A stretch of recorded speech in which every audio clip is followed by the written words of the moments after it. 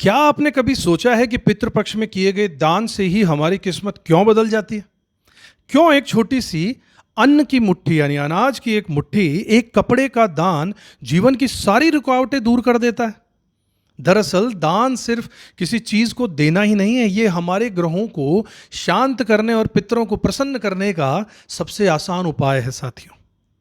आज की इस वीडियो में मैं आपको बताने वाला हूं ज्योतिष शास्त्र के अनुसार पितृपक्ष में किए हुए दान को कैसे करना चाहिए।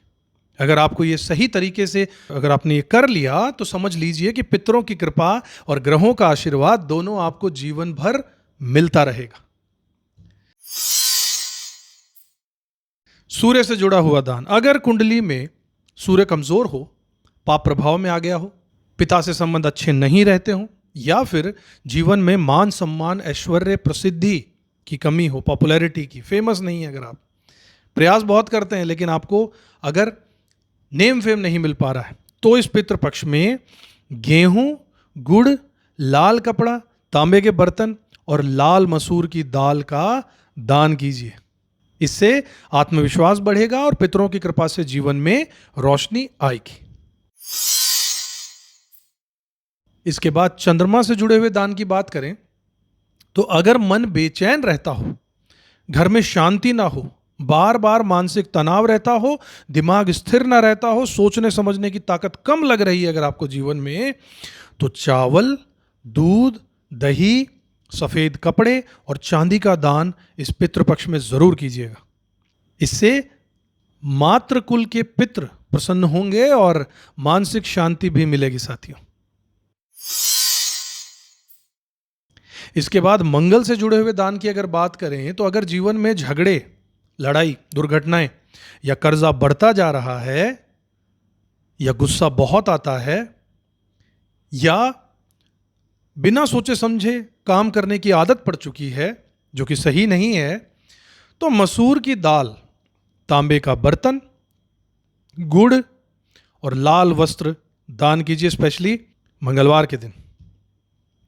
बहुत अच्छा रहेगा, इससे गुस्सा शांत होगा और परिवार में सुख शांति भी बनी रहेगी। साथियों, उसके बाद बुद्ध से जुड़ा हुआ दान समझते हैं। अगर एजुकेशन यानी कि शिक्षा या व्यापार या निर्णय लेने की समस्या आपको है, बुद्धि थोड़ी कमजोर है, चीजें याद कम रहती हैं, तो हरी मूंग, हरा कपड़ा, कांसे का बर्तन और हरा चारा, इसका दान जरूर कीजिएगा। इससे बुद्ध मजबूत होगा और बुद्धि तेज भी होगी, और ये जो सभी समस्याएं इनका निवारण भी होगा। साथियों, गुरु से जुड़े हुए दान की अगर बात करें तो अगर संतान सुख में कमी है, पढ़ाई में दिक्कत आ रही है, एजुकेशन में ज्ञान नहीं मिल पा रहा है, गुरु का आशीर्वाद नहीं मिल पा रहा है, मेहनत बहुत कर रहे हैं, पढ़ रहे हैं लेकिन ज्ञान नहीं मिल रहा है, भाग्य अगर कमजोर है, तो हल्दी, पीला वस्त्र, चना की दाल, सोना और धार्मिक पुस्तकें, इनका दान जरूर कीजिएगा इस पितृपक्ष में। बहुत लाभ मिलेगा। इससे ज्ञान, धर्म और संतान से जुड़ी हुई बाधाएं जरूर दूर हो जाएंगी।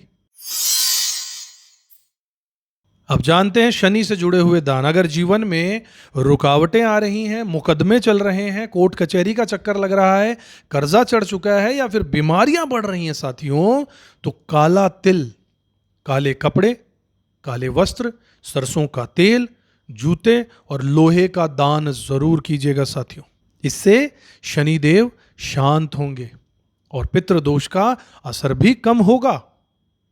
मेहनत लाइफ में कम करनी पड़ेगी, जूझना कम पड़ेगा, कुछ राहत मिलेगी।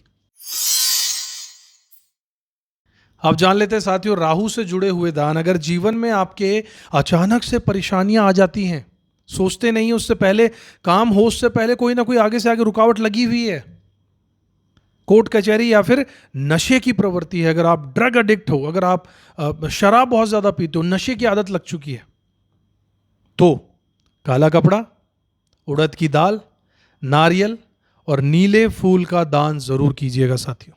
इससे राहु का असर घटेगा और मानसिक स्थिरता जीवन में जरूर आएगी, मन कम भटकेगा, कंसंट्रेशन पावर बढ़ जाएगी, एकाग्रचित होकर काम करने की ताकत बढ़ जाएगी। साथियों, आप जानते हैं केतु से जुड़ा हुआ दान। अगर जीवन में भ्रम, बहुत ज़्यादा कन्फ्यूजन रहता है। संतान के सुख में रुकावट आ रही है, संतान नहीं हो पा रही है, या वांछित नहीं हो पा रही है, या संतान से नहीं बन रही है, संतान बहुत ज़्यादा जिद्दी है, जीवन में अचानक अगर दुर्घटनाएं हो रही हैं बहुत ज़्यादा, तो फिर कंबल, तिल, चना और कुत्तों को रोटी, इसका दान जरूर कीजिएगा। इससे केतुदेव शांत होंगे और स्थिरता भी जीवन में मिलेगी। कुछ विशेष दान भी होते हैं साथियों, उसके बारे में आपको बता दूं।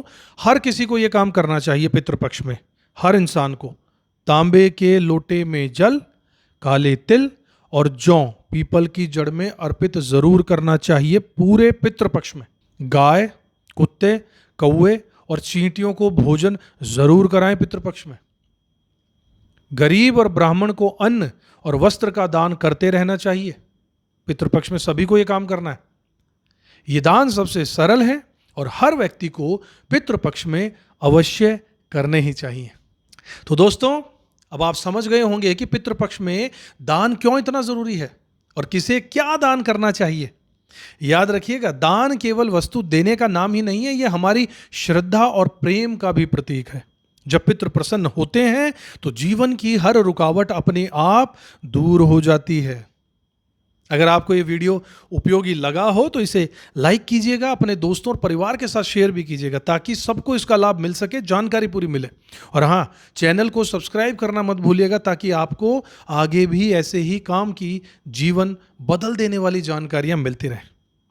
जन्म कुंडली का विश्लेषण करवाना चाहते हैं तो स्क्रीन पर नंबर है, पूरी गहराई से विश्लेषण करवा सकते हैं। मिलेंगे अगले वीडियो में, तब तक अपने पितरों को याद रखिएगा, श्राद्ध में दान करते रहिएगा और उनका आशीर्वाद पाते रहिएगा। ओम पितृभ्यै नमः। किस्मत की रे